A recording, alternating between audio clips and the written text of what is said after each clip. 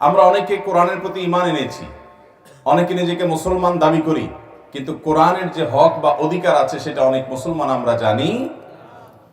কোরআনে কারীমের সবচেয়ে বড় অধিকার, সবচেয়ে বড় পাওনা কি?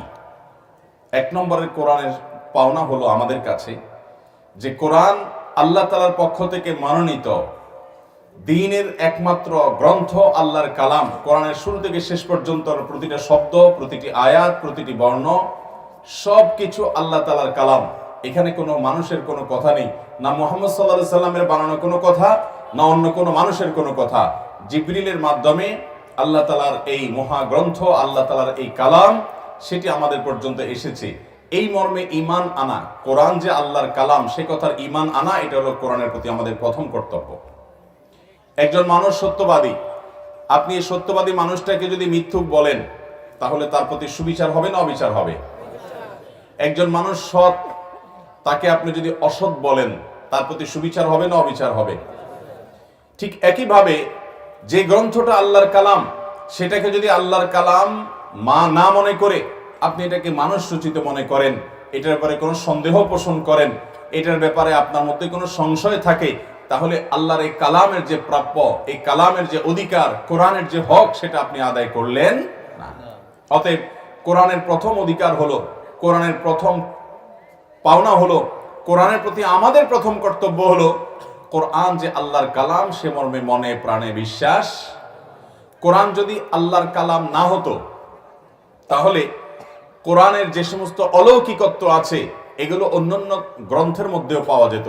পৃথিবীতে আরেকটা গ্রন্থ আপনি দেখাতে পারবেন না যে গ্রন্থের বিভিন্ন বর্ণনা, বিভিন্ন বিবরণ, বিভিন্ন নির্দেশনা 1400 বছর, 1450 বছর অতিক্রম হওয়ার পরও আজও খুলবেন এবং পড়বেন, মনে হবে যে আজকের প্রেক্ষাপটে, আজকের বাস্তবতার সাথে হুবহু মিলে যাচ্ছে। মোহতারাম হাজিরিন, আজও মানব জাতির যে কোনো সংকটে, যে কোনো বিপদে, যে কোনো সমস্যায় কোরআনে কারীম খুললে আমরা সমাধানের পথ নির্দেশ পাই। 1450 বছর তো অনেক পরের কথা। মানুষের লেখা বই পুস্তক 50 বছর আগে, 100 বছর আগে যে বই পুস্তক লেখা হয়েছে, সেই বই পুস্তকের অনেক থিওরি, অনেক তত্ত্ব, এমনকি ভাষাটা পর্যন্ত, আপনি বাংলা ভাষায় আজ থেকে 40-50 বছর আগে যে বইগুলো রচিত হয়েছে, এই বইগুলো যদি আপনি রিডিং পড়ে যান, বাচ্চারা দেখবেন অনেকে হাসাহাসি করছে। কারণ 50 বছর আগের অনেক শব্দ, অনেক বাক্য, অনেক কথা আজকের প্রেক্ষাপটের সাথে খাপ খায় না। ঠিক না বে ঠিক? 200-500 বছর আগের কোন বই, সেটা পাঠোদ্ধার করতেই অবস্থা খারাপ হয়ে যাবে। এবং অনেক তত্ত্ব, অনেক বক্তব্য, অনেক ভাষা, আমাদের বাংলা যে সাধু ভাষা, একসময় সাধু ভাষার প্রচলন প্রচুর পরিমাণে ছিল, সাধু ভাষাতেই বই পুস্তক সব লেখালেখি হতো। এখন চলিত ভাষা চলে। সাধু ভাষায় যদি এখন বই পড়া হয়, অনেক ছেলে ফেলে আছে, অনেক বাচ্চা কাচ্চা আছে, এটা শুনে হেসে দিবে। ঠিক না ঠিক? কোরআনে কারীমের মতো আরেকটা গ্রন্থ আপনি পৃথিবীতে কোথাও খুঁজে পাবেন না যে 1450 বছর আগে যেই ভাষায় কোরআন নাজিল হয়েছে। যারা আরবি ভাষা সম্পর্কে ন্যূনতম ধারণা রাখেন তারা বলতে পারবেন, আরবি গ্রামারের এই 1450 বছরে ভাষার অন্যান্য ভাষার মতো শব্দের মধ্যে পরিবর্তন এসেছে, অনেক আধুনিক শব্দ যোগ হয়েছে, অনেক রীতিনীতিতে টুকটাক পরিবর্তন হয়েছে।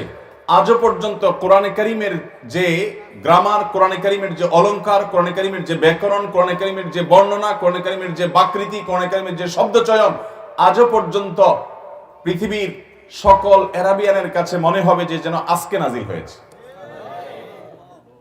আপনি কোরআনে কারীমের তত্ত্ব, যত তত্ত্ব কোরআন দিয়েছে, এর একটি তত্ত্ব আপনি দেখাতে পারবেন না যেই তত্ত্ব এখন আজকের সমাজের সাথে একেবারেই খাপ খায় না, এরকম কোন তত্ত্ব দেখাতে পারবেন?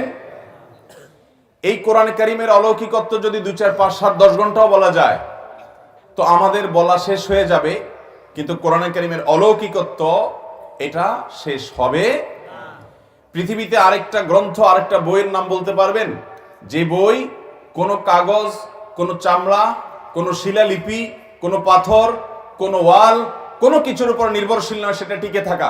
পৃথিবীর সকল পাথর যদি শেষ হয়ে যায়, পৃথিবীতে লেখার জন্য একসময় চামড়া ব্যবহার করা হতো, সকল চামড়ার ব্যবহার যদি বিলুপ্ত হয়ে যায়, সকল কাগজ যদি শেষ হয়ে যায়, সকল লাইব্রেরি যদি ধ্বংস হয়ে যায়, সবকিছু শেষ হয়ে যায়, শুধু পৃথিবীতে যদি মানুষ টিকে থাকে, অন্য সমস্ত গ্রন্থ হারিয়ে গেলেও কোরআন টিকে থাকবে। আরেকটা বইয়ের নাম বলেন তো যেটা টিকে থাকবে? 300-400 পৃষ্ঠার একটা বই, 500 বছর পরও সকল কাগজপত্র, সকল লেখার কালি সবকিছু যদি শেষ হয়ে যায় পৃথিবীতে, এবং বইয়ের কাগজের লেখার এই সংস্কৃতি যদি পৃথিবী থেকে একসময় হারিয়েও যায়, তো সেই বই হারাবে না। কোরআন ছাড়া আরেকটা বইয়ের নাম বলতে পারবেন? শত শত বছর ধরে, সহস্র বছর ধরে মানুষের বক্ষে সংরক্ষিত আছে একমাত্র একটি গ্রন্থ, সেটার নাম কোরআনে কারীম। এটা যে আল্লাহর কালাম, এটা যে কোনো মানুষের লেখা বই নয়, এটার যে অলৌকিকত্বগুলো আছে সেগুলোর একটি একটি করে যদি আপনি জানার চেষ্টা করেন, কোরআনকে নিয়ে যে সমস্ত বই রচিত হয়েছে আপনি যদি সে সমস্ত বই পড়েন, সৈয়দ আবুল হাসান আলী নদভী রহমতুল্লাহ আলাইহির কোরআন পাঠ এর নিয়ম, মূলনীতি, কিভাবে কোরআন পাঠ করবেন, অধ্যয়ন করবেন, এ সম্পর্কে তার একটা বই আছে। এরকম আরো বহু বই অনেক গবেষকরা লিখেছেন। সে সমস্ত বই যদি আপনি পাঠ করেন, আপনার কাছে দিনের আলোর মতো পরিষ্কার হয়ে যাবে যে এই কোরআন, এটা কোনো মানুষ তো দূরের কথা, পৃথিবীর কোনো গবেষকরা সবাই মিলে যদি এই কোরআনের মতো কোনো কিছু লেখার চেষ্টা করে, কোরআনের মতো লেখা তো পরের কথা, আল্লাহ তাআলা এই কোরআনে প্রথম বলেছেন কোরআনের মতো আরেকটা কিতাবের কথা, এরপরে বলেছেন সবচেয়ে একটা ক্ষুদ্র ছোট সূরার কথা, এরপর আল্লাহ তাআলা এই কোরআনের একটা আয়াতের সমতুল্য আরেকটি আয়াত, এর সমতুল্য আরেকটি আয়াত কেউ আনতে পারবে না, সেই চ্যালেঞ্জ এই কোরআনে আল্লাহ তাআলা দিয়েছে। 1450 বছর আগে কোন একটা আয়াত, এই কোরআন এটার মতো 1450 বছর পরেও জাজ্জল্যমান এবং শাশ্বত, এটা প্রমাণ করার কোনো সুযোগ নেই। মুহতারাম হাজিরিন, এই জন্য একজন ইমানদার, একজন মানুষ, তার কোরআনের প্রতি কর্তব্য হলো, প্রথম কর্তব্য হলো এটি আল্লাহর পক্ষ থেকে দেওয়া মনোনীত দ্বীনি গ্রন্থ, এর শুরু থেকে শেষ পর্যন্ত সবগুলো আল্লাহর কথা, আল্লাহর কালাম, এখানে আর করার কোনো কথা। আল্লাহ বলেছেন ইন্না নাহনু নাযালনা যিকরা ওয়া ইন্না লাহু লাহাফিজুন, আমি এই কোরআনকে নাজিল করেছি এবং এটাকে আমি সংরক্ষণ করব। এই কোরআনের সংরক্ষণের দায়িত্ব নিয়েছেন কে? আল্লাহ। এবং আল্লাহ তাআলা যেই পদ্ধতিতে সংরক্ষণ করছেন মানুষের পক্ষ থেকে পক্ষ, শত শত হাজার বছর পর্যন্ত, এই পদ্ধতিতে কোন গ্রন্থ সংরক্ষণের আরেকটা প্রক্রিয়া, আরেকটা গ্রন্থ দেখানো যাবে যে এইভাবে টিকে আছে শত শত বছর? আল্লাহ রাব্বুল আলামিন এই কোরআনের প্রতি আমাদের প্রধান কর্তব্য, এটা যে আল্লাহর কালাম, সে বিষয়টি আমাদের অন্তঃস্থলে গেঁথে ফেলার তৌফিক দান করুন। নাম্বার 2, কোরআনের দ্বিতীয় হক, দ্বিতীয় অধিকার হলো, কোরআনের প্রতি আমাদের দ্বিতীয় কর্তব্য হলো যে কোরআন শিখতে হবে, শেখাতে হবে। কি করতে হবে? শিখতে হবে, শেখাতে হবে। কোরআন যদি আপনি না শিখেন তাহলে কোরআনের প্রতি ত্রুটি করা হবে। কোরআন আপনি শিখেছেন, অন্য কাউকে শেখালেন না, তারপরও কোরআনের প্রতি আমাদের কর্তব্য আদায়ে ত্রুটি হবে। নবী করিম সাল্লাল্লাহু আলাইহি সাল্লাম বলেছেন খায়রুকুম মান তাআল্লামাল কুরআন ওয়া আল্লামাহ, তোমাদের মধ্যে সবচেয়ে শ্রেষ্ঠ, সবচেয়ে উত্তম হলেন সেই সকল মানুষেরা যারা কোরআন শিখে এবং মানুষকে কোরআন শেখায়। মুহতারাম হাজিরিন, আমরা যারা বিভিন্ন বয়সের আছি এখানে, আমরা যারা বিভিন্ন শ্রেণী পেশার মানুষ, আমরা প্রত্যেকে আমাদের নিজ নিজ জায়গা থেকে কোরআন শেখার চেষ্টা করতে পারি কি পারি না? আপনি আপনার মসজিদ ইমাম সাহেবের কাছে বসে যান। এই যে একটু আগে যে কলেজের ছাত্র ভাইটি এসে গেলেন, তিনি জানিয়েছেন যে তিনি আমপারা পড়ছেন একজন উস্তাদের কাছে, তার উস্তাদও এখানে আছে। তাহলে আমরা বিভিন্ন বয়সে থাকলে আমার কোরআনটা কতটুকু শুদ্ধ হচ্ছে, একজন আলেম, একজন হাফেজের কাছে আমি একটু চেক করে, তার মাধ্যমে আমি অশুদ্ধ থাকলে সেটাকে একটু শুদ্ধ করে নেওয়া, আর শুদ্ধ থাকলে এবার কোরআন জানার 2টা ধাপ, একটা হলো শুদ্ধ করে উচ্চারণ করে বিশুদ্ধ উচ্চারণে পড়তে পারা রিডিংটা, দ্বিতীয়ত হলো কোরআনে আল্লাহ কি বলেছে সেটা জানার চেষ্টা করা। কোরআনে আল্লাহ কি বলেছে সেটা জানার, কোরআনে আল্লাহ তাআলা যা বলেছেন সেটা জানার জন্য আপনাকে আরবি শিখতে হবে। আপনি মনে করবেন যে আরবি ভাষা আবার আমি কিভাবে শিখবো? ভাইরা আমার, কোরআনকে বোঝার জন্য কোরআনিক অ্যারাবিক নামে আরবি ভাষাকে কাস্টমাইজ করে একটা মেথড অনেক ভাইরা আবিষ্কার করেছেন এবং সেটি শিক্ষা দেন যে খুব অল্প সময়ে মাত্র কয়েকশো শব্দ, কয়েকশো ভোকাবুলারি আপনি মুখস্থ করলে আপনি কোরআনে কারিমের 60 থেকে 70 বা 80% পর্যন্ত আপনি বুঝবেন আল্লাহ তাআলা কি বলেছেন। যেটা শেখার জন্য মাসকে মাস সময় আপনাকে দিতে হবে না। আপনি আন্তরিকতা দিয়ে মাত্র 1 মাস যদি চেষ্টা করেন, কোরআনে আল্লাহ তাআলা কি বলেছে আপনি বুঝতে পারবেন। আর যখন কোরআনে আল্লাহ তাআলা কি বলেছেন সেটা জানবেন, সেটা বুঝে যখন তেলাওয়াত করবেন, সেই তেলাওয়াতের যে স্বাদ হবে, সেটার যে তৃপ্তি হবে, আপনি না বুঝে তেলাওয়াতে কখনো সেই তৃপ্তি হতে পারে। যদিও কোরআনে কারীম তেলাওয়াতের যে সওয়াব, সেটি পাওয়ার জন্য বোঝাটা শর্ত নয়। না বুঝেও যদি কেউ তেলাওয়াত করে তিনিও সওয়াব পাবেন। নবী রাসূলুল্লাহ সাল্লাল্লাহু আলাইহি ওয়াসাল্লাম আলিফ লাম মিম এই অক্ষরগুলো পড়লেও সওয়াব পাওয়ার কথা বলেছেন, অথচ এর মুরাদ, এর অর্থ একমাত্র আল্লাহ ভালো জানেন। তাহলে বোঝা গেল কোরআন না বুঝে পড়লেও সওয়াব পাওয়া যাবে, কিন্তু সওয়াব আহরণের জন্যই শুধু কোরআন আসে নাই। কোরআন এসেছে আমাদেরকে আলোকিত করবার জন্য। এই কোরআন আমাদেরকে পথ দেখাবে। কি বলেছে আল্লাহ সেটা না বুঝে আমি তাহলে পথ কোত্থেকে দেখাবে? এজন্য কোরআন বোঝার চেষ্টা করব তো ইনশাআল্লাহ। কোরআনের প্রতি আমাদের দ্বিতীয় কর্তব্য হলো কোরআন শিখতে হবে, শেখাতে হবে মানুষকে। আমি যা শিখেছি আরেকজনকে শেখাবো, এবং আমার যদি শেখার ঘাটতি থেকে আমি শিখবো। শেখার ক্ষেত্রে আবার দুইটা দিক বলেছি, এক হলো শুদ্ধ উচ্চারণে পড়তে পারা, আর দ্বিতীয়ত হলো আমার আল্লাহ কোরআনে যা বলেছেন সেটা জানার চেষ্টা করা। আপনি ওলামা একরামের তত্ত্বাবধানে তাফসীর গ্রন্থগুলো পড়তে পারেন, তাফসীরের দার্সে বসতে পারেন। আল্লাহ যা বলেছেন কোরআনিক অ্যারাবিক যদি না শিখতে পারেন, অন্তত বাংলা অনুবাদ ওলামা একরামের অবশ্যই তত্ত্বাবধানে থেকে আপনি জানার চেষ্টা করতে পারেন। এখানে শত শত হাজার হাজার মানুষ আছেন। আমি যদি জিজ্ঞাসা করি কোরআনে কারিমে আল্লাহ রাব্বুল আলামিন যত আদেশ দিয়েছেন, কোরআনে যেগুলো দিয়েছেন, এরকম 5টা আদেশের কথা বলতে পারবেন কে? অথবা 5টা নিষেধ কোরআনে যেগুলো আরোপ করা হয়েছে, এরকম 5টা নিষেধাজ্ঞা কোন কোন বিষয়ের প্রতি করা হয়েছে কে বলতে পারবেন? 5টা কোরআনে কারিমে বর্ণিত 5টা নির্দেশ, 5টা দৃষ্টান্ত, উপমা। আল্লাহ তাআলা অনেক উপমা কোরআনে দিয়েছেন, 5টা উপমার কথা বলতে পারবেন কে? আল্লাহ তাআলা কোরআনে বহু ইতিহাস বলেছেন, বিভিন্ন জাতির ইতিহাস আল্লাহ তাআলা বর্ণনা করেছেন। এরকম 5টা ইতিহাস বলতে পারবেন কে? 5টা শিক্ষা বলতে পারবেন কে? আমার বিশ্বাস পুরো মজলিসের ভিতরে এই 5 করে মোট 20টা 4 ক্যাটাগরিতে এটা শোনাতে পারবেন এমন মানুষ একজনও পাওয়া কঠিন হয়ে যাবে। এর মানে হলো কোরআনের প্রতি আমাদের যে কর্তব্য আছে, সেই কর্তব্য আমরা বেশিরভাগ মানুষ আদায় করছি। আল্লাহ তাআলা কোরআনে কারিমে বলেছেন, ওয়াকালার রাসূল ইয়া রাব্বি ইন্না কওমি ইত্তাখাযু হাযাল কুরআনা মাহজুরা। কিয়ামতের দিন রাসূল আল্লাহর কাছে নালিশ করে বলবেন, আল্লাহ আমার জাতি মুসলমানেরা আপনার দেওয়া সবচেয়ে বড় নিয়ামত এই কোরআনকে তারা মাহজুর করে রেখেছে, এই কোরআনকে তারা পরিত্যক্ত করে রেখেছে। এই কোরআনের প্রতি তাদের কর্তব্য যতটুকু ছিল সেটা তারা আদায় করে। নবী করিম সাল্লাল্লাহু আলাইহি সাল্লাম যদি আল্লাহর কাছে নালিশ করেন তাহলে তার পরিণতি কি হতে পারে? অতএব কোরআনের প্রতি আমাদের কর্তব্য আমরা আদায় করার চেষ্টা করব তো ইনশাআল্লাহ। তাহলে দ্বিতীয় কর্তব্য হলো কোরআন শিখতে হবে, শেখাতে হবে। আল্লাহ তাআলা আমাদের সবাইকে কোরআন শেখা এবং শেখানোর মধ্যে আমাদের জীবনকে অতিবাহিত করার তৌফিক দান করুন। অন্য সমস্ত কর্মকাণ্ডের ফাঁকে ফাঁকে আপনি কোরআনের ছাত্র হয়ে যাবেন, সেটা তেলাওয়াতের ছাত্র হোক, তাফসীরের ছাত্র হোক, তরজমার ছাত্র হোক। আমরা কোরআনকে সাথে রাখবো এবং তেলাওয়াত করব। আল্লাহ আমাদেরকে আমাদের তৌফিক দান করেন। তৃতীয়ত কোরআনের প্রতি আমাদের কর্তব্য হলো কোরআনকে নিয়মিত পড়া, তেলাওয়াত করা। দ্বিতীয়ত বলেছি শেখা, তৃতীয়ত হলো নিয়মিত তেলাওয়াত করা। নবী করিম সাল্লাল্লাহু আলাইহি সাল্লাম বলেছেন, আস-সিয়াম ওয়াল কুরআন ইয়াশফাআন লিল আবদ। সিয়াম এবং কোরআন এই দুইটা আমল বান্দার জন্য আল্লাহর কাছে সুপারিশ করবে।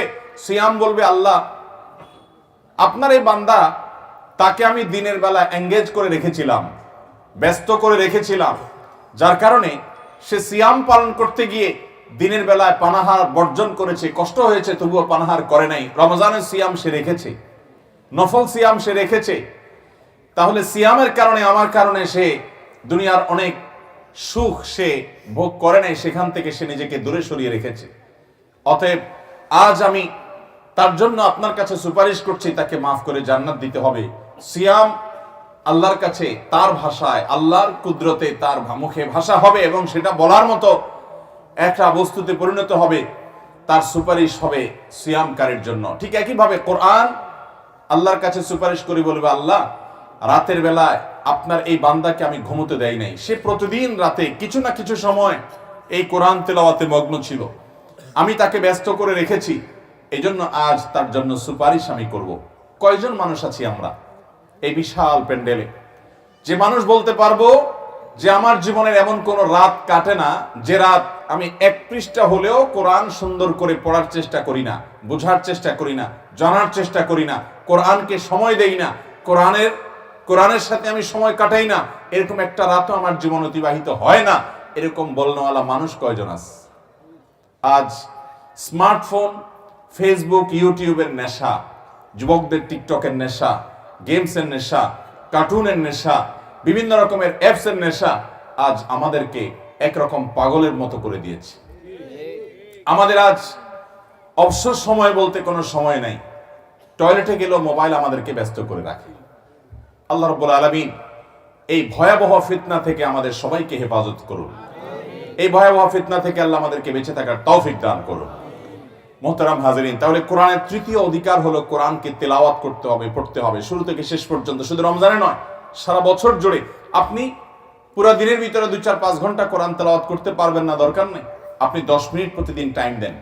শোয়ার আগে আপনি 10টা মিনিট, মোবাইলে আজকাল অ্যাপে কোরআন পাওয়া যায়, আপনি সেই অ্যাপ থেকে পড়েন। নাম্বার 4, কোরআনের চতুর্থ হক এবং পাওনা হলো কোরআন সম্পর্কে তাদাব্বুর করা, চিন্তা ভাবনা করা। প্রত্যেকে যার যার ক্ষমতা অনুযায়ী, প্রত্যেকে যার যার মেধা অনুযায়ী চিন্তা ভাবনা করবে। যারা মুহাক্কিক ওলামা ইকরাম, যারা তাফসীর বিশেষজ্ঞ ওলামা ইকরাম, তারা কোরআনের রুমুজ গুমুজ অনেক গভীরে গিয়ে তারা গবেষণা করবেন। কোরআনের প্রতি অবহেলা আমাদের সমাজে এত চরমে যে মাদ্রাসার ছাত্র বা আলেম ওলামা যারা আছেন তাদের মধ্যেও আজ কোরআনকে নিয়ে গবেষণা বলতে যেটা বোঝানো হয়, সেই গবেষণা, কোরআনের রুমুজ গুমুজ এগুলো উদ্ধার করা, এটার গভীরে প্রবেশ করা, এটার চর্চা করা, এটা যে পরিমাণে হওয়া দরকার তার ধারে কাছে আমাদের সমাজে সাধারণত হয় না। মুহতারাম হাজিরিন, অথচ আল্লাহ তাআলা কোরআনে বলেছেন আফালা ইয়াতাদাব্বারুনাল কোরআন আম আলা কুলুবিন আকফালুহা। মানুষ কি কোরআন নিয়ে চিন্তা ভাবনা করে না, নাকি তাদের অন্তরে তালা মেরে দেওয়া হয়েছে? তার মানে যাদের অন্তরে তালা মেরে দেওয়া হয়েছে, মোহর মেরে দেওয়া হয়েছে, এই হতভাগারা কোরআন নিয়ে চিন্তা করার, গবেষণা করার, ভাবার এবং কোরআনের গভীরে প্রবেশ করার তৌফিক পায় না। তাহলে আমরা যারা কোরআন নিয়ে একটু চিন্তা করার সুযোগ পাই না, আমরা কি সেই হতভাগাদের কাতারে শামিল হয়ে গেলাম কিনা? একজন ইমানদার হিসেবে সেই বিষয়টি আমাদের চিন্তা করা দরকার। মুহতারাম হাজিরিন, তাহলে কোরআন নিয়ে আমরা চিন্তা ভাবনা করবো তো ইনশাআল্লাহ। আপনি একটা পৃষ্ঠা তেলাওয়াত করলেন, এটার অর্থ বুঝলেন, এটার তাফসীর জানলেন, এরপর আল্লাহ তাআলা কি বলেছেন এবং আল্লাহর নির্দেশ অনুযায়ী, নিষেধ অনুযায়ী, আল্লাহর নির্দেশনা অনুপাতে আমার কি করা উচিত, এখান থেকে আমার নেওয়ার কি আছে, শেখার কি আছে, বুঝার কি আছে, সেটা আমার ভেতরে আমি সবসময় জল্পনা কল্পনা রাখবো, আমি ভাবতে থাকবো। কমপক্ষে এই পর্যায়ের তাদাব্বুর, এই পর্যায়ের অন্তত চিন্তা ভাবনা প্রত্যেক ইমানদারের জন্য আমাদের আবশ্যক। চেষ্টা করবো তো ইনশাআল্লাহ। তাহলে কোরআনের 4 নম্বর হক কোরআন নিয়ে চিন্তা ভাবনা করা, গবেষণা করা। আল্লাহ আমাদেরকে তৌফিক দান করুন। 5 নম্বর, কোরআনের প্রতি আমাদের কর্তব্য হলো কোরআন অনুযায়ী আমাদের জীবনকে সাজানো। অনেক মানুষ আছে কোরআন তেলাওয়াত করে, বিপদে পড়লে কোরআন দিয়ে তাবিজ নেওয়ায়, কোরআন দিয়ে ঝাড়ফুঁক করায়, সবই ঠিক আছে, কিন্তু কোরআনে আল্লাহ তাআলা যা করতে বলেছেন সেটা করেও না, কোরআনে আল্লাহ তাআলা যা নিষেধ করেছেন সেটা থেকে সে বেঁচে থাকেও না, এবং কোরআনে আল্লাহ তাআলা যে সমস্ত আদর্শ, যে সমস্ত পথের কথা আমাদেরকে বলেছেন সেই সমস্ত পথেও সে চলে না, অর্থাৎ এক কথায় কোরআন অনুযায়ী আমল করে না। মনে রাখবেন, এই কোরআন এসেছেই আমাদেরকে পথ দেখাবার জন্য। যে ব্যক্তি কোরআনের পথে হাঁটবে, যে ব্যক্তি কোরআনকে ইমাম বানাবে, কোরআন যেদিকে বলছে সেদিকে সে যাবে, কোরআন যেদিকে যেতে নিষেধ করেছে সেদিকে সে যাবে না, তাহলে এই কোরআনকে যে ব্যক্তি ইমামের মতো অনুসরণ করবে, এই কোরআন তার শেষ গন্তব্য হলো কিয়ামতের ময়দানে সে আল্লাহর কাছে যাবে, সে জান্নাত পর্যন্ত যাবে। অতএব কোরআনকে যে কেউ অনুসরণ করে আল্লাহ রাব্বুল আলামিন তাকেও কোরআনের সাথে সাথে ওই শেষ গন্তব্য জান্নাত পর্যন্ত যাওয়ার তৌফিক দিবেন। অতএব কোরআনকে অনুসরণ করবো তো ইনশাআল্লাহ। আল্লাহ আমাদেরকে কোরআন অনুযায়ী আমল করার তৌফিক দান করুন। মুহতারাম হাজিরিন, এই কোরআন আমরা যদি আমল করি আমরা লাভবান হব, আর যদি কোরআনকে আমরা পেছনে ফেলে রাখি, এটাকে যদি আমরা অবজ্ঞা করি, অবহেলা করি, তাহলে আমরাই ধ্বংসপ্রাপ্ত হব।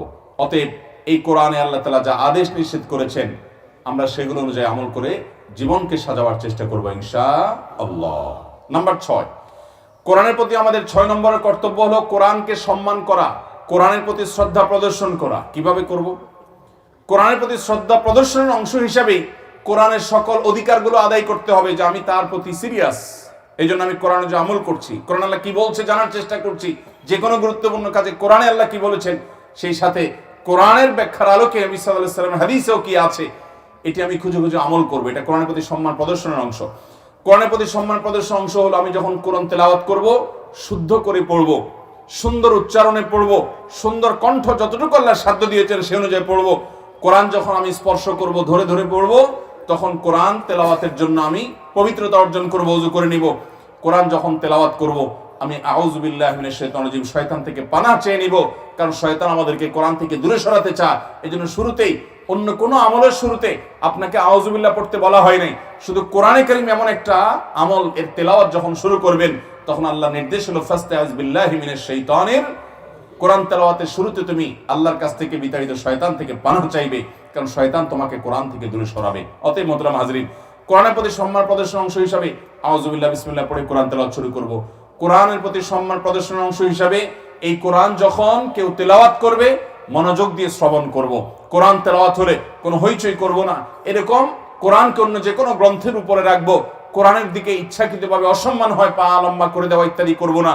কোরআনের প্রতি সবচেয়ে বড় সম্মান, যিনি প্রথমে বলেছি, কোরআনে আল্লাহ যা আদেশ করেছেন, নিষেধ করেছেন, সেটা আমার জন্য সবচেয়ে বড় পালনীয়, সেটি মাথায় রেখে সেভাবে চলা, এভাবে কোরআনের প্রতি সম্মান প্রদর্শন করা, এটা কোরআনের প্রতি আমাদের 6 নম্বরের কর্তব্য। নাম্বার 7, কোরআনের প্রতি আমাদের 7 নম্বরের কর্তব্য হলো কোরআনের দাওয়াত মানুষকে দেওয়া, কোরআনের পথে মানুষকে আহ্বান করা। আপনি কোরআনের একটা আয়াত শিখেছেন, মানুষকে সে আয়াতের কথা বলবেন, আরেকজনকে সেটা পথে আহ্বান করবেন, এর মাধ্যমে আপনার জীবন আলোকিত হবে, আপনার জীবন উজ্জ্বল হবে, আপনার জীবন সুখময় হবে, স্বাচ্ছন্দ্যময় হবে, পবিত্রতম জীবন আপনি যাপন করবেন। কোরআনের প্রতি প্রচার করতে হবে। আল্লাহ তাআলা তার রাসূলকে বলেছেন, ইয়া আইয়ুহার রাসূল বাল্লিগ মা উনজিলা ইলাইক, আপনার প্রতি যা নাজিল হয়েছে কোরআনের তাবলীগ, এই কোরআনের দাওয়াত, এর প্রচার আপনি মানুষের মাঝে করেন। অতএব আমরা চেষ্টা করব তো ইনশাআল্লাহ। নবী করিম সাল্লাল্লাহু আলাইহি ওয়াসাল্লাম বলেছেন, বাল্লিগু আন্নি ওয়ালাউ, একটি আয়াতও যদি হয় আমার কাছ থেকে অন্যদের কাছে পৌঁছে দাও। অতএব আমরা যা শিখবো তা অন্যদের কাছে পৌঁছে দেব ইনশাআল্লাহ। কোরআনের প্রতি আমাদের 8 নম্বরের দায়িত্ব এবং কর্তব্য হলো কোরআন থেকে আমরা শেফা গ্রহণ করব। আল্লাহ রাব্বুল আলামিন এই কোরআনকে আমাদের আরোগ্য লাভের মাধ্যমও বানিয়েছেন। এই কোরআন দ্বারা আমাদের অনেক দিক থেকে উপকার হয়, এর ভিতরে একটা হলো যে এখান থেকে আমরা শেফা লাভ করতে পারি, আরোগ্য লাভ করতে পারি। সে আরোগ্যটা 2 ভাবে হতে পারে, এক হলো শারীরিক আরোগ্য লাভ, আরেকটা হলো মানসিক বা আভ্যন্তরীণ আরোগ্য লাভ। শারীরিক আরোগ্য লাভ হলো কোনো অসুখে বিসুখে এই কোরআন থেকে আমরা তেলাওয়াত করে যদি আমরা ঝাড়ফুঁক করি, তার মাধ্যমে আমাদের আরোগ্য লাভ হতে পারে। সূরা ফাতিহা সকল রোগের জন্য মহা ঔষধ। আপনি ইয়াকিন করে আউযু বিল্লাহি বিসমিল্লাহ সহকারে সুন্দর করে যদি তেলাওয়াত করি, কোনো পানিতে ফু দেন, কোনো তেলে ফু দেন, কোনো খাবারে ফু দেন, বা কোনো মানুষের উপরে ফু দেন, এবং আপনার যদি ইয়াকিন থাকে, হাদিসে কুদসিতে আল্লাহ বলেছেন, আনা ইনদা যন্নি আবদি বি, বান্দা আমার প্রতি যেমন সুধারণা রাখে আমি তেমন আচরণ করি। ইয়াকিন করে যদি আপনি সূরা ফাতিহা পড়েন, সূরা ইখলাস, সূরা ফালাক, সূরা নাস, এই 3টা সূরা 3 বার পড়ে যদি ফু দেন, যেই কোনো অসুখের জন্য, যেই কোনো বিপদের জন্য, দুনিয়ার সমস্ত পথ বন্ধ হয়ে গেছে, আপনি শেষ চিকিৎসা হিসাবে আল্লাহর কালামের আশ্রয় যদি নেন, আল্লাহ তাআলা আপনাকে শেফা দিতে পারেন ইনশাআল্লাহ। আল্লাহর ফয়সালা যদি থাকে অবশ্যই আপনি আরোগ্য লাভ করবেন। সাহাবায়ে কেরাম এর মধ্যে অনেক কোরআনের মাধ্যমে ট্রিটমেন্ট করে অনেক অলৌকিকত্বের অনেক ঘটনা আমরা হাদিসের বর্ণনা থেকে জানি। আর আমাদের ব্যক্তি জীবনেও আমরা বহুবার কোরআনে কারীমের মিরাকল, কোরআনে কারীমের অলৌকিকত্ব আমরা দেখি। বিশেষ করে আপনি যদি আপনার আশেপাশে কোনো জিনে আক্রান্ত রোগী দেখেন, ঈমান বৃদ্ধি হওয়ার জন্য, আজ শয়তান আমাদের ঈমানকে দুর্বল করার জন্য পৃথিবীটাকে তার মতো করে সে সাজিয়েছে। এই পৃথিবীতে ঈমানের বেসিক বিষয়গুলোর উপরে টিকে থাকা যাতে কঠিন হয়ে গেছে, যে জ্বলন্ত আঙ্গার বা কয়লা, এটা হাতের তালুতে রাখা যত কঠিন, ঈমান রাখাটা তার চাইতে কঠিন হয়ে গেছে। এরকম একটা সমাজ আজ শয়তানি সভ্যতা, দাজ্জালি দুনিয়া আজ প্রতিষ্ঠিত করেছে। কিয়ামত যত নিকটবর্তী হবে, ঈমান ধরে রাখা তত কঠিন হবে, পৃথিবীটা সেভাবে গড়ে তুলবে, এবং এটা কিয়ামত নিকটবর্তী হওয়ার আলামত। নবী সাল্লাল্লাহু আলাইহি ওয়াসাল্লাম ভবিষ্যৎবাণী করে গেছেন। মুহতারাম হাজরিন, এই কঠিন সময়েও যদি আপনি কোরআনের মিরাকল দেখতে চান, কোরআনের আশ্চর্যজনক কার্যক্ষমতা দেখতে যদি চান, এই কোরআন থেকে যদি আপনি শেফা গ্রহণ করে আল্লাহর কালাম যে এটা, সেটার প্রতি ঈমান আপনি বৃদ্ধি করতে চান, তাহলে কোনো জিনে আক্রান্ত রোগী বা কোনো ব্ল্যাক ম্যাজিকের রোগীকে যদি কোরআনে কারীম তেলাওয়াত করে শুধু শোনানো হয়, ফুয়া দেওয়া লাগবে না, তার ভিতরে যে কার্যকারিতা দেখবেন, তার ভিতরে যে প্রভাব দেখবেন, তার সুস্থতা হওয়ার যে দৃষ্টান্ত আপনি দেখবেন, আমি আল্লাহর শপথ করে বলতে পারি সাথে সাথে আল্লাহর কালামের প্রতি আপনার ঈমান বৃদ্ধি হতে বাধ্য। আমি আমার জীবনে বহুবার দেখেছি, অসংখ্যবার, যে কোনো ভয়ঙ্কর কোনো জেনে ধরা রোগী কিংবা কোনো ব্ল্যাক ম্যাজিকের রোগী শুধুমাত্র কোরআনে কারিমের তেলাওয়াত করা হচ্ছে, কিভাবে আল্লাহ তাআলা তাকে সুস্থ করছেন এবং ট্রিটমেন্ট করছেন। আজকের দুনিয়াতে সায়েন্স জিনের অস্তিত্ব স্বীকার করে না। কোরআন সূরায়ে জিন নামে একটা সূরা নাজিল করেছে। এই একটি জায়গায় যদি আপনি অনুসন্ধানী হয়ে খুঁজতে থাকেন যে আদৌ জিনের কোনো অস্তিত্ব পৃথিবীতে আছে না নাই, আপনি যদি খুঁজতে থাকেন, আপনি 10টা 20টা 30টা জেনে ধরা রোগীর কেস যদি স্টাডি করেন, তো আমি তো বুকে হাত রেখে আল্লাহর উপর ভরসা রেখে নিশ্চিতভাবে বলতে পারি আপনি শুধুমাত্র এই একটা পয়েন্টের কারণে কোরআনের কাছে মাথা নত করে আল্লাহর প্রতি ঈমান আনতে আপনি বাধ্য হবেন। অথচ আপনার বিজ্ঞান অস্বীকার করছে যে না, জিন বলতে কিছু নাই, কোরআন বলছে আছে। আপনি জেনে ধরা রোগীদের একটা একটা করে স্টাডি করেন, এর মধ্যে অনেকগুলো আছে সমাজের মানুষ জেনে ধরা রোগী বলে, আসলে সে মানসিক রোগী আছে। আবার জেনে ধরা রোগী আছে, সমাজ তাকে মানসিক রোগী বানিয়ে রেখেছে, অন্যান্য রোগের রোগী মনে করছে, অথচ সে জেনে ধরা রোগী। এরকম রোগীর সংখ্যা সমাজে 2-4টি নয়, অনেক। আমি আমার মসজিদের পাশে এক মুসল্লির গল্প বিভিন্ন সময় বিভিন্ন জায়গায় বলেছি। 2টা ঘটনা তো আমার চোখের সামনে। এর ভিতরে একটা হলো এক ভদ্র মহিলা, দীর্ঘদিন পর্যন্ত তার অনেক ট্রিটমেন্ট চলছে, দেশে দেশের বাইরে বিভিন্ন জায়গায়, খুব বেশি বয়স হয় না, 1-2টা বাচ্চা হয়েছে। এই ভদ্র মহিলা অসুস্থ। কি অসুস্থ নিশ্চিত করে কোনো ডাক্তার বলতে পারেন না। একের পর এক চেক আপ হতে থাকে, অনেক ডক্টরগণ অনেক পরামর্শ দিয়ে থাকেন, তাদের সাধ্য অনুযায়ী তারা চেষ্টা করেন, আল্লাহ তাদেরকে আজর দান করুন, কিন্তু কোনো ট্রিটমেন্ট হয় না, কোনো সুস্থ তিনি হচ্ছেন না। একটা পর্যায়ে তিনি শয্যাশায়ী হয়ে গেলেন, বিছানায় পড়ে গেলেন, ভয়ঙ্কর অসুস্থ হয়ে গেলেন, মৃত্যু মুখে পতিত, শুধু মৃত্যুর জন্য অপেক্ষা। কিন্তু ইয়াং মানুষ, কি হয়েছে কিছুই বলতে পারে না, মানুষ স্বাভাবিক চলাফেরা কিছুই করতে পারেন না। তো আমাকে একদিন বললো যে হুজুর আপনি একটু আসেন। আমি গেলাম। যদিও এই ব্ল্যাক ম্যাজিক কিংবা এই জিনে ধরা রোগী এগুলো নিয়ে আমার তেমন কোনো ধারণা নাই, এবং এটা আমার সাবজেক্টও না। তারপর আমি একটু বিভিন্ন বিষয় জানার চেষ্টা করলাম, খুঁটে খুঁটে আমার ক্ষুদ্র অভিজ্ঞতার আলোকে আমার কাছে সন্দেহ হলো যে এটা ব্ল্যাক ম্যাজিকের রোগী কিনা। তখন আমি একজন রাকির কথা বললাম যে এই ঝাড়ফুঁককারী, আমার নাম্বারটা দিয়ে দিলাম, তাদের সাথে যোগাযোগ করেন এবং তারা যে চেক করুক, ডায়াগনোসিস করার চেষ্টা করুক যে এই ভদ্র মহিলা ব্ল্যাক ম্যাজিকের রোগী কিনা। তারা অনেক ডায়াগনোসিস করার পর তারা নিশ্চিত করলেন যে হ্যাঁ, উনি ব্ল্যাক ম্যাজিকের রোগী এবং ওনাকে ভয়ঙ্কর ব্ল্যাক ম্যাজিক করা হয়েছে। তো চিকিৎসা শুরু হোক। চিকিৎসা শুরু হয়ে গেল। চিকিৎসা করার পর এই ভদ্র মহিলার একটা পর্যায়ে বমি হয়েছে, শুধু কোরআন কারীমের আয়াত তেলাওয়াত, আর কিছু না। ভয়ঙ্কর বমি হয়েছে, যে বমিতে মানে তার নিঃশ্বাস বন্ধ হওয়ার উপক্রম, মৃত্যুর মুখে পতিত হবেন এরকম পর্যায়ের অবস্থা। এই বমিতে দেখা গেল তার পেটের ভেতর থেকে একটা গোশতের টুকরা চুল দিয়ে মোড়ানো বের হয়েছে। সাথে সাথে ওটা বাটিতে রেখে আমাকে ছবি ভিডিও করে তারা পাঠালেন। ভিডিও আমার কাছে এখনো আছে মোবাইলে। আমার মসজিদের 2-3 বিল্ডিং পরের, যেখানে আমি জুমা পড়াচ্ছি, সেই মসজিদের মুসল্লির ঘটনা আমার চোখে দেখা। তো বের হলো বমির সাথে। আমি একজন ডক্টরের সাথে শেয়ার করলাম বিষয়টা। ডক্টর আমাকে বললেন, ভাই এই গোশতের টুকরাটাকে চুল দিয়ে মোড়ানো হয়েছে কেন, আপনি কি জানেন? তো বললাম না, এই সম্পর্কে আমার ধারণা নেই। চুল দিয়ে মোড়ানো হলো কেন?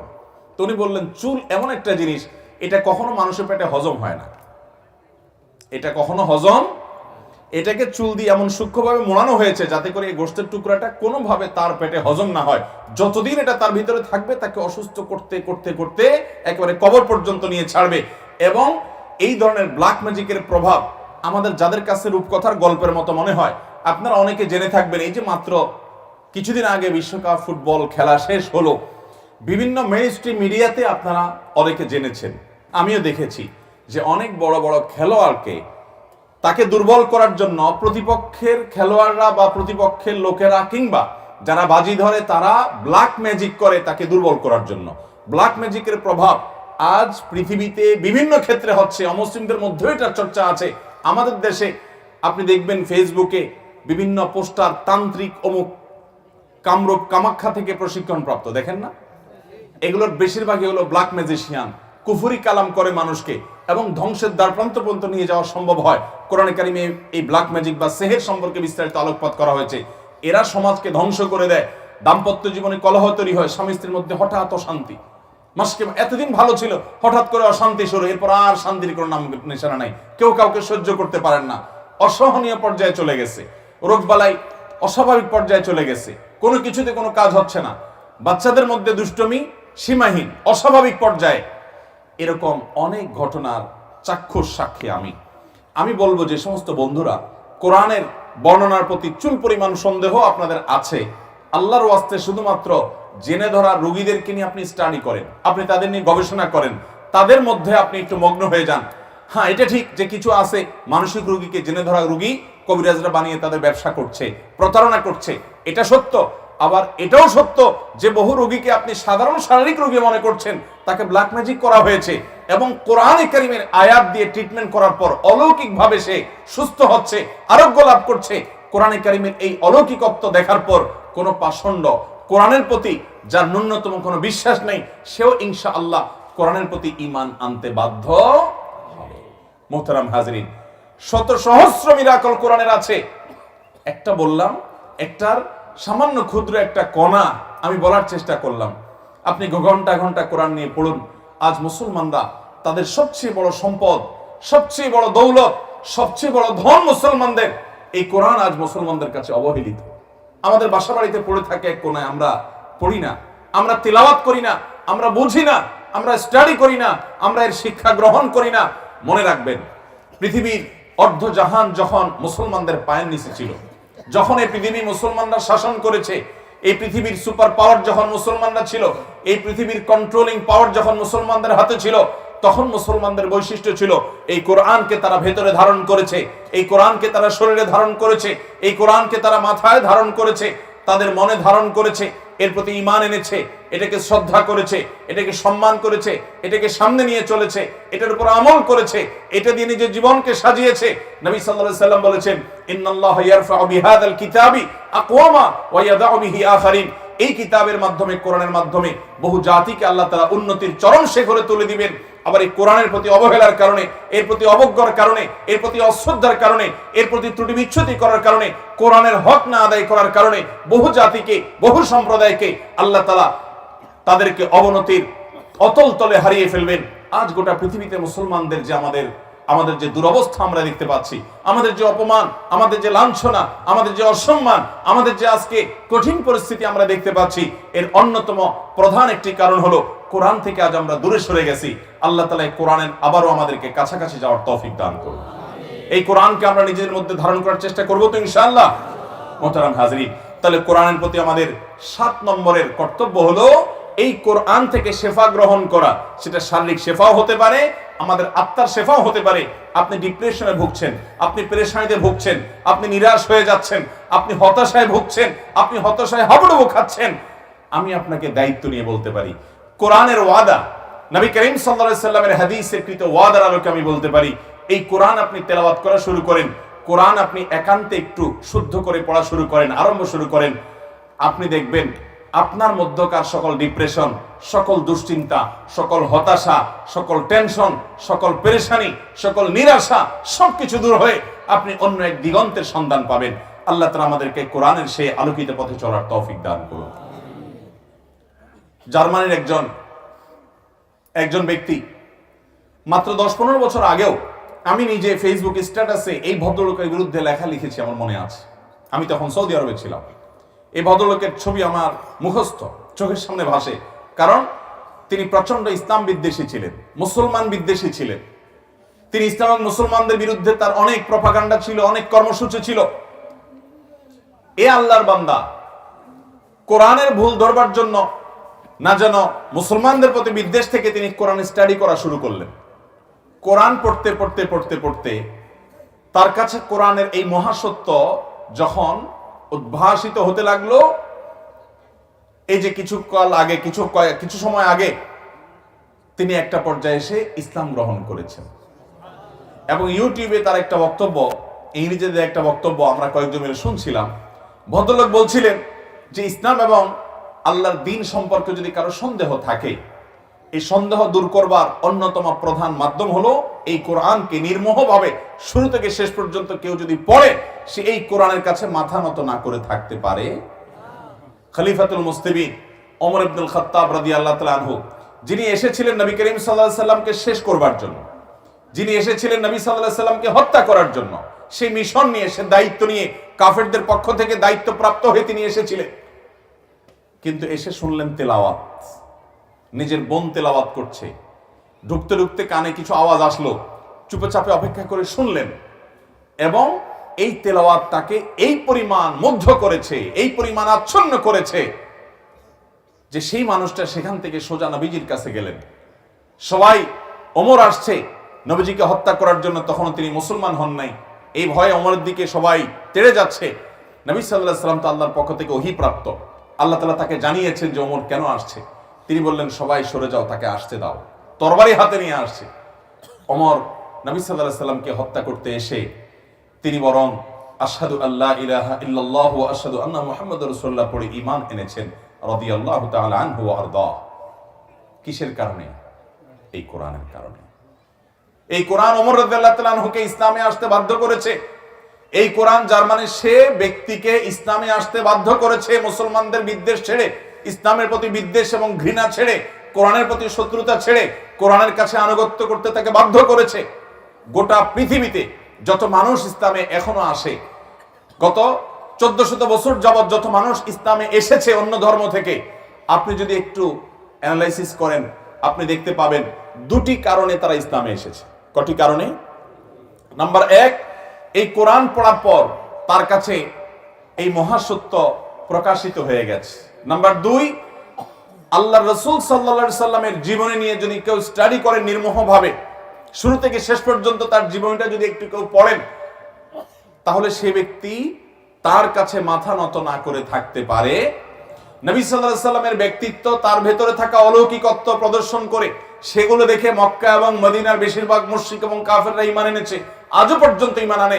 এই জন্য দেখবেন যখনই ইসলাম বিদ্বেষী মুসলমানের শত্রুরা দেশে কিংবা বাইরে সব জায়গায় দেখবেন মুসলমানদেরকে ঘায়েল করার জন্য, আঘাত করার জন্য যখন টার্গেট বানায়, দুইটা জিনিসকে টার্গেট বানায়। কয়টা জিনিসকে টার্গেট বানায়?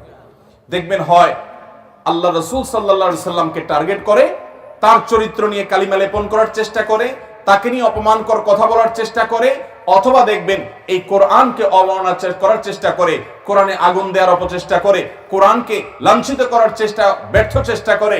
তাদের এই চেষ্টার অন্যতম কারণ হলো তারা জানে এই মুহাম্মদ সাল্লাল্লাহু আলাইহি সাল্লামের ব্যক্তিত্ব, তার জীবন ইতিহাস আর এই কোরআন, এই দুইটা জিনিস গোটা পৃথিবীর মানুষকে কোরআনের পথে, ইসলামের পথে, আল্লাহর আনুগত্যের পথে এবং সঠিক দিনের পথে আসতে বাধ্য করে। অতএব এই দুইটার প্রতি তাদের আক্রোশ এবং বিদ্বেষ দেখবেন সবচাইতে বেশি। গত কয়েকদিন আগে আপনারা জানেন সুইডেনের একজন পলিটিশিয়ান, রাজনীতিক, সুইডেনের পুলিশি পহরায়, রাষ্ট্রীয় পৃষ্ঠপোষকতায় বলা যেতে পারে, কোরআন পুড়িয়েছে, কোরআনে আগুন লাগিয়েছে এবং কোরআনের বিরুদ্ধে বিশুদ্গার করে করে তিনি বক্তব্য রেখেছেন।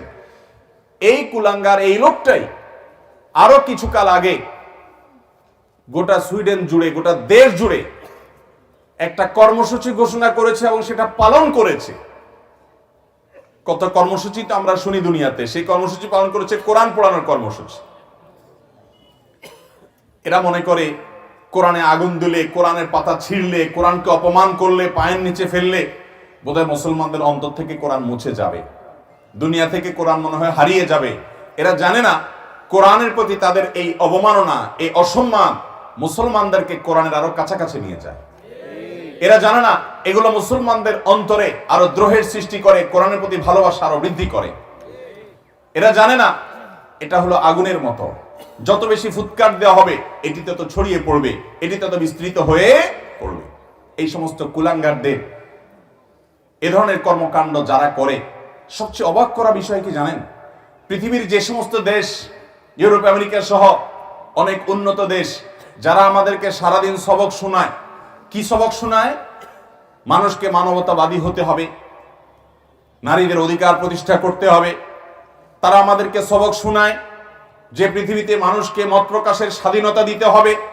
আমরাও মনে করি এই মানুষগুলো কত সভ্য, কত ভদ্র, কত শিক্ষিত, কত উন্নত, কত অগ্রগতি তাদের হয়েছে, তারা প্রগতির চরম শিখরে পৌঁছে গেছে।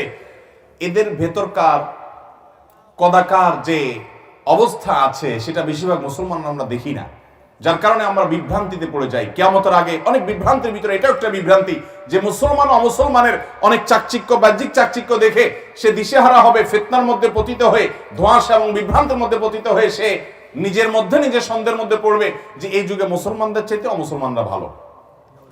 এরকম ফিতনার মধ্যে অনেক মুসলমান পড়ে কি পড়ে না? কারণ হলো ওদের তাদের বাহ্যিক চাকচিক্য, ভেতরের যে পচা দিকটা আছে, দুর্গন্ধময় দিকটা আছে, সেটা প্রকাশিত হয় না। এই কোরআন পড়ানোর ঘটনা দিয়ে সুইডেন কেন, তথাকথিত উন্নত দেশের বেশিরভাগ দেশগুলোর বাস্তব অবস্থা হলো এটা। সে সমস্ত দেশে মত প্রকাশের স্বাধীনতার নামে মুহাম্মদ সাল্লাল্লাহু আলাইহি সাল্লামকে গালি দিলে প্রোটেকশন দেয়া হয়, কিন্তু একজন মানুষ নিজের নাগরিক অধিকার, সাংবিধানিক অধিকার অনুযায়ী ইসলাম পালন করতে গেলে সেখানে বাধা দেওয়া হয়। কদিন আগে আপনারা দেখেছেন ফ্রান্সে প্রিয় নবী সাল্লাল্লাহু আলাইহি সাল্লামকে অত্যন্ত ন্যাক্কারজনকভাবে অবমাননা করার অপচেষ্টা, ব্যর্থ চেষ্টা করা হয়েছে এবং গোটা রাষ্ট্র সেটার জন্য পৃষ্ঠপোষকতা এবং সহযোগিতা করেছে। আর সুইডেন সেটা করছে। ভাইরা আমার, এই সমস্ত সভ্যতার ভেগধারী অসভ্য, সভ্যতার ভেগধারী ভণ্ড এবং মুনাফিক কপট, যাদের উপরে অনেক চাকচিক্য দেখতে পাই আমরা, তাদের ভেতরে কুফুরির নর্দমা এবং দুর্গন্ধ, এই সমস্ত মানুষগুলোর আসল রূপ মাঝে মধ্যে ফুটে উঠে। আমি আল্লাহর শুকর আদায় করি, আমি মুসলমান। ইসলামের চাইতে উন্নত, ইসলামের চাইতে আপনার যৌক্তিক, ইসলামের চাইতে সুন্দর কোন পথ আল্লাহর জমিনে আরেকটি হতে পারে? তার প্রমাণ কোন মুসলমান, ব্যক্তিগতভাবে মুসলমানদের মধ্যে ভালো মন্দ আছে। আপনি পৃথিবীর এমন কোন দেশের কথা বলতে পারবেন যেই দেশে মুসলমানদের সরকার, রাষ্ট্র, পুলিশের প্রহরায় অন্য ধর্মের মানুষের ধর্মগ্রন্থ দেশব্যাপী পোড়ানোর উদযাপন বা আন্দোলন কিংবা কর্মসূচি পালন করা হয়? মানব ইতিহাসে এমন কোন ঘটনা কেউ দেখাতে পারবে? মুসলমানরা সবচেয়ে বেশি শান্তিকামী। মুসলমানরা জানে আল্লাহর পক্ষ থেকে মনোনীত দিন একমাত্র ইসলাম।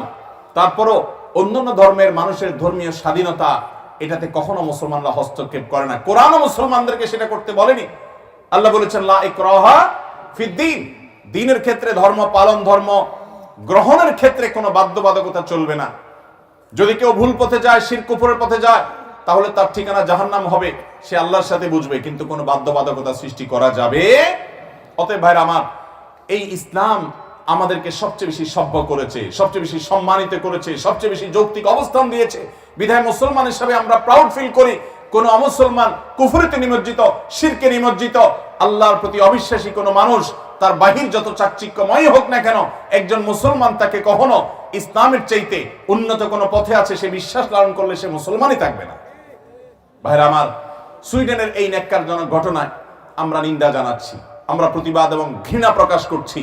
এবং আনন্দের কথা হলো, তুরস্ক, সৌদি আরবের পাশাপাশি আমাদের দেশ থেকেও আলহামদুলিল্লাহ সরকারিভাবে, দেশের তরফ থেকে রাষ্ট্রীয়ভাবে প্রতিবাদ জানানো হয়েছে, নিন্দা জ্ঞাপন করা হয়েছে। আমরাও এই ঘটনার প্রতি নিন্দা জ্ঞাপন করি এবং এই ঘটনার কারণে কোরআনের প্রতি আমাদের দায়িত্ব আরো বেড়ে গেল।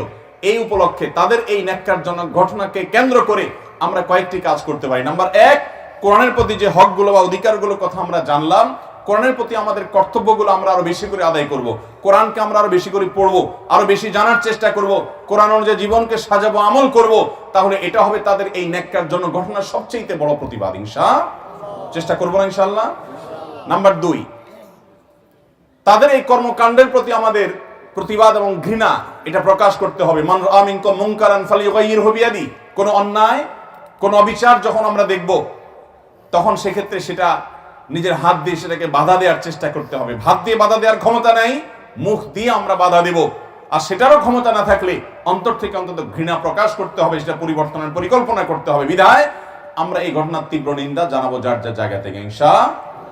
তৃতীয়ত, এই সমস্ত দেশের যেসব পণ্য আছে, এই পণ্যগুলো বর্জন করা আজকের পৃথিবীতে একটা কার্যকর প্রতিবাদের জায়গা। পণ্য বর্জন করলে তাদের কোনো ক্ষতি না হলেও আমি অন্তত আমার দায়িত্বটা আদায় করলাম, ঠিক কিনা বলেন? চেষ্টা করবো না ইনশাআল্লাহ?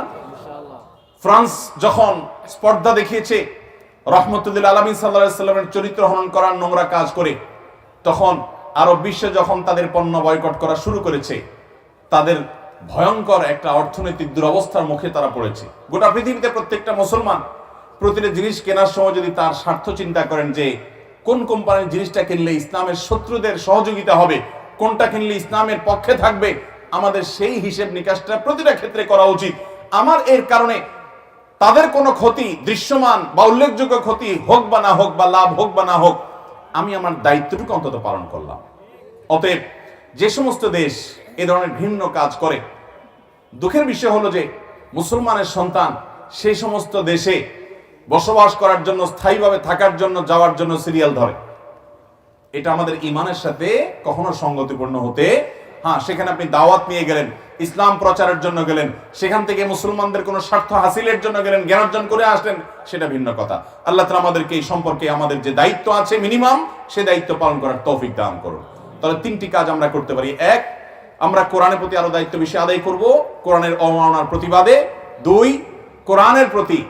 কোরআনের প্রতি দায়িত্বশীলতার জায়গা থেকে আমরা তাদের এই ন্যাক্কারজনক ঘটনার প্রতি আমরা প্রতিবাদ জানাবো, নিন্দা জ্ঞাপন করব। তৃতীয়ত, তাদের পণ্য বয়কট সহ যতভাবে প্রতিবাদ প্রকাশ করা যায় সেগুলো আমরা করব শান্তিপূর্ণভাবে। আল্লাহ আমাদেরকে তৌফিক দান করুন। তাহলে কোরআনের 8 নম্বর অধিকারের কথা বলেছি, কোরআন থেকে শেফা গ্রহণ করা। 9 নম্বর হলো কোরআনের হিফজ করা। একটা সমাজে কিছু মানুষও যদি কোরআনের হিফজ করে, কিছু হিফজখানা যদি থাকে, তারা যদি কোরআনে কারীমকে হিফজ করে, তাহলে সবার তরফ থেকে ফরজে কিফায়ার দায়িত্ব আদায় হয়ে যাবে। গোটা পৃথিবীতে কোনো মানুষ যদি কোরআনের হিফজ করা ছেড়ে দেয়, সকলে গুনাহগার হয়ে যাবে। কিছু মানুষ যদি দায়িত্ব পালন করে, সবার পক্ষ থেকে আদায় হয়ে যাবে। আর বাকি কোরআনের হিফজ আমাদের প্রত্যেকের শুরু করা উচিত। আমরা মনে করি যে আমি কর্মজীবী হয়ে গেছি, আমি সংসার শুরু করেছি, আমি বড় হয়ে গেছি, এখন তো আমার হিফজ করার বয়স নাই। মিডল ইস্টের প্রতিটা দেশে, সৌদি আরব সহ, কাতার সহ বিভিন্ন দেশে আপনারা দেখবেন যে মসজিদগুলোতে বয়স্কদের জন্য কোরআন হিফজ করার বিভিন্ন ব্যবস্থা আছে। আমাদের দেশে নাই বললে চলে। মসজিদের ইমাম সাহেব, মুয়াজ্জিন সাহেবদেরকে দিয়ে ছোট ছোট কোরআনের হিফজের আসর শুরু করে দেন। সেখানে প্রতিদিন 5টা করে আয়াত মুখস্থের দায়িত্ব দেওয়া হবে, মস্ক করায় দেওয়া হবে। তারা প্রতিদিন ওই প্রত্যেক নামাজে ওই আয়াতগুলো পড়বেন, পরের দিন এসে শোনাবেন। এভাবে হিফজ করা সম্ভব কি সম্ভব না বলেন? আল্লাহ তাআলা আমাদেরকে কোরআন হিফজ করার তৌফিক দান করেন। হাফেজে কোরআনের মর্যাদা এত বেশি, নবী সাল্লাল্লাহু আলাইহি ওয়াসাল্লাম সবকিছুতে তাদেরকে অগ্রাধিকার দিতেন। তাহলে কোরআনের 7-9 নম্বরের অধিকার হলো যে কোরআনের হিফজ করা, সংরক্ষণ করা। 10 নম্বর এবং সর্বশেষ অধিকার হলো কোরআনের ব্যাখ্যা। এটা হয় কোরআন থেকে গ্রহণ করতে হবে, অথবা নবী সাল্লাল্লাহু আলাইহি ওয়াসাল্লামের হাদিস থেকে গ্রহণ করতে হবে, অথবা ইসলামী যুগের সোনালী যুগের স্বর্ণ মানব যারা আছেন তাবিনদের থেকে গ্রহণ করতে হবে।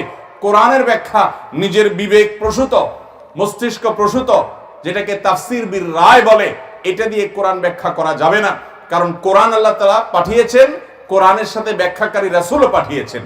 এবং আল্লাহ তাআলা কোরআনে বলেছেন, এই কোরআন আপনার প্রতি নাজিল করেছি লিতুবাইয়িনা লিন-নাসি মা নুযিলা ইলাইহিম, যাতে করে এই কোরআনে যা নাজিল হয়েছে আপনি মানুষকে ব্যাখ্যা করে দিতে পারেন। মানুষকে ব্যাখ্যা করে দিবেন আপনি, সেই প্রয়োজনেই আপনার কাছে কোরআন নাজিল হয়েছে।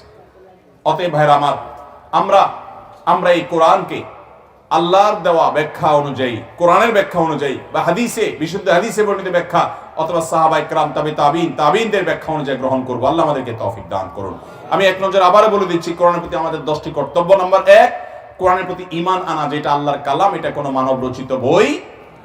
দ্বিতীয়ত, কোরআনের প্রতি আমাদের কর্তব্য হলো কোরআন আমরা শুদ্ধ করে তেলাওয়াত করতে শিখবো। কোরআন আল্লাহ কি বলেছেন সেটা অর্থ, ব্যাখ্যা, বুঝার, জানার চেষ্টা করব এবং মানুষকে শেখাবো। তৃতীয়ত কর্তব্য হলো কোরআন তেলাওয়াত করব সাধ্য অনুযায়ী, প্রতিদিন অল্প অল্প হলেও। চতুর্থত কর্তব্য হলো কোরআন নিয়ে আমরা চিন্তা ভাবনা, গবেষণা করবো, আল্লাহ কি বলেছেন সেটা নিয়ে আমরা আমাদের সাধ্য অনুযায়ী তাদাব্বুর এবং চিন্তা ফিকির আমরা করতে থাকবো। নাম্বার 5, কোরআনে যা বলেছে সে অনুযায়ী আমল করব, জীবনকে সাজাবো।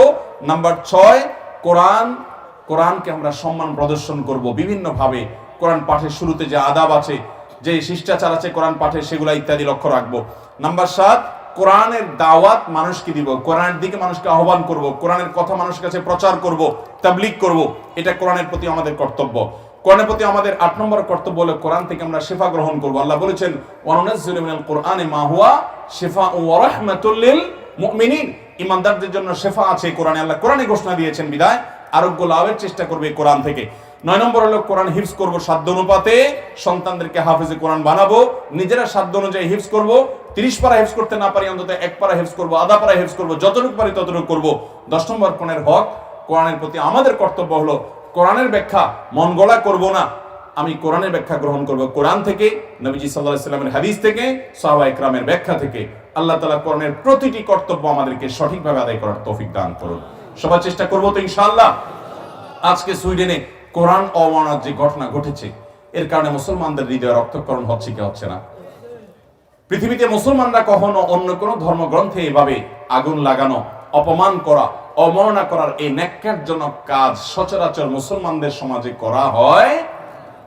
এরপরও পৃথিবীতে মুসলমানদেরকে জঙ্গি তকমা নিতে হয়, সন্ত্রাসী গালি শুনতে হয়। সবচেয়ে শান্তিকামী মানুষগুলো আজ পৃথিবীর সবচেয়ে বেশি প্রহসন এবং জুলম এবং নির্যাতনের শিকার।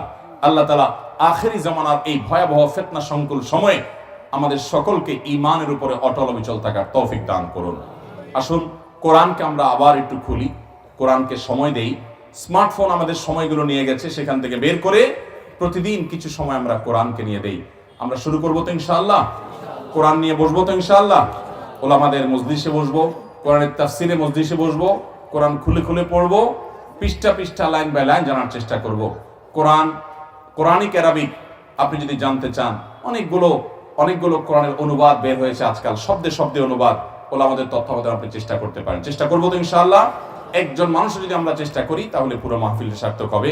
আল্লাহ তাআলা আমাকে আপনাকে আমাদের সবাইকে আমলের তৌফিক দান করুন। জাযাকুমুল্লাহু খায়রা ওয়া আখিরু দাওয়ানা আলহামদুলিল্লাহি রাব্বিল আলামিন।